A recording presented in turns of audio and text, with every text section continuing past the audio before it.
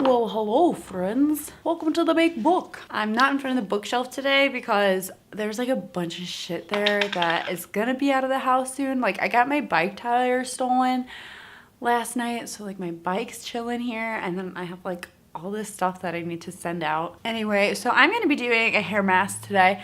I have like two, like a little bit left of two hair masks. I have some of Marilyn and some of Jasmine and Henna Fluffies. So I woke up and like my scalp is on fire. It's like, ugh, it's like, it really hurts. And I was thinking about like what to do, and I was like, I'm gonna do a hair mask because I was just thinking, like, I was super excited like that the gym shampoo, I was like, yay, I could just save so much money on shampoo because I'm just using the shampoo at the gym. Nope, it's fucking up my scalp, so I'm not doing that. I wanted to talk about why I like to read, and it's kind of like a weird thing to think about, like why you like to do different things, but I mean, I think it just kind of like will help my thought process if I can just think about it and know, you know, why I like to do it.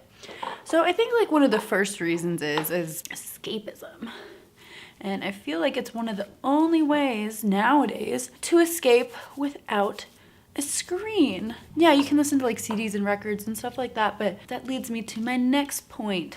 I really like how long books are. I like how it takes time, and it's not something, you know, like a movie that you can just watch. Take a minute to really like get it all done. On average, a book will take me around like 3 days to a week, depending on what I'm reading and how I'm reading it. I really like reading because of that. And then I might think I'm biased, but whatever. It's my video. I think reading has like one of the most unique, exciting point of views.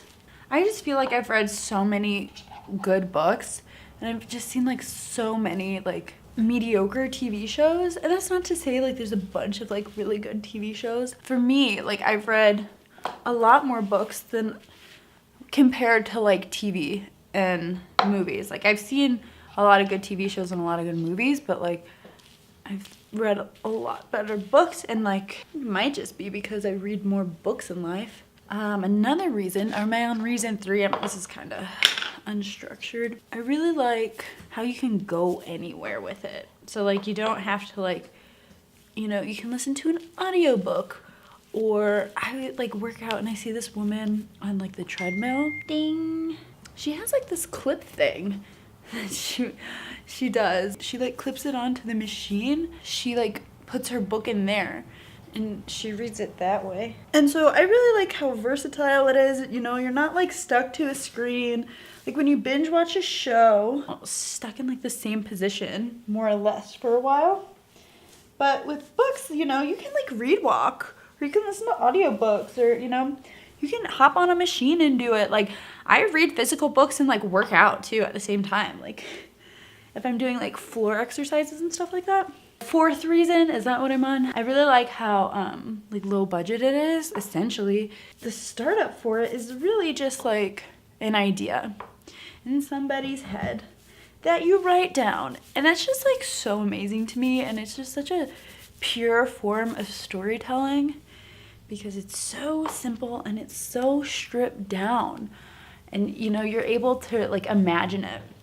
And I guess that's like my number 5 is just, yeah, I just like the imagination that it requires from you. Get a say in it too. You know, it's not all given to you. You can picture how they talk, you can picture how they look. Like they give you some basic framework, but like I know I've read books and they're like, this person looks like this, but like they didn't look like that in my head. So like I just went with the idea in my head instead of what, you know, the book said. And that's like, that's not against the rules, you know, like you do you. On 5 yet? You get to learn a lot while you're reading. So right now I'm reading Crazy Rich Asians, and like it's such a superficial story, you know, it's about rich people essentially, like super rich people, just how they live, how billionaires live with their fucking couture fittings and shit like that. So it's like super shallow, but at the same time you are also like exposed to different languages and different cultures and different, you know, just like all this shit that's just kind of like secret learning, you know. It's just like, it's fun, but then you're also like picking things up about different people and cultures. And I guess number 6 is empathy. You really get to walk in somebody else's shoes, which is really fucking cool. Like, you get to see something through someone else's eyes, and I really like that. And I think you can get that through other forms of storytelling, but again, for me, it's just like the most intense in books. What am I, 6 or 7? 7, I think. So concentrated. Like, I feel like other forms, just like the smartphone has really changed a lot for us. And like, even sometimes I'll like watch other things or just like have it on in the background and just like be on my phone. But it's a lot harder if you have like a physical copy of your book to be doing something besides just like reading your book. So it really, it's really submersive, and you really get a lot out of it. Oh my god, I had a number 8, but then I forgot. Shit, it's great. I don't know. Like, you never have to feel lonely because you can always just like hop into a book and it's just like some different world, and it's just kind of like humbling almost, because it puts things on like the same plane that you're on. It's like, okay, yes, this is my existence, but this is like somebody else's existence, and there's like 7 billion people in the world. So it's just like, calm the fuck down, because just read a book. Or number 8, maybe that was number 8. It makes me feel so zen. Like, I don't really meditate that much, but I feel like I get a lot of that like meditation qualities through reading, because it's like I'm not thinking about anything outside of the outside world, you know. Like, I'm so focused on that world that I'm not really like stressing out or having anxiety about anything. I'm just like reading my book, doing my thing, and having a great time with it. So it's just like a super zen place for me, and I'm sure it is for a lot of other people too. And there's no commercials. Maybe number 9, number 10, I don't know. Who's keeping count? I'm trying, and it's not going well.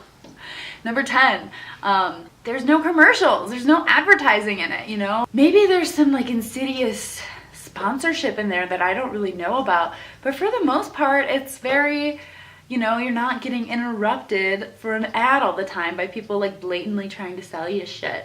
So I really like that. It's just the pure story part of it, and I know you also get that with movies, but it's really, really neat, and I really am into it. And viva la books. So that was my spiel on why I love to read. So subscribe down below. I'll put my social media links. Tell me some of the reasons that like you love to read. I feel like a lot of us started as kids, but I don't know if you started on later on in life, like what brought you to reading and what has kept you here. I really love to discuss in the comments and see what your motives are for why you read, or why you read so much. Okay, love you guys. Bye.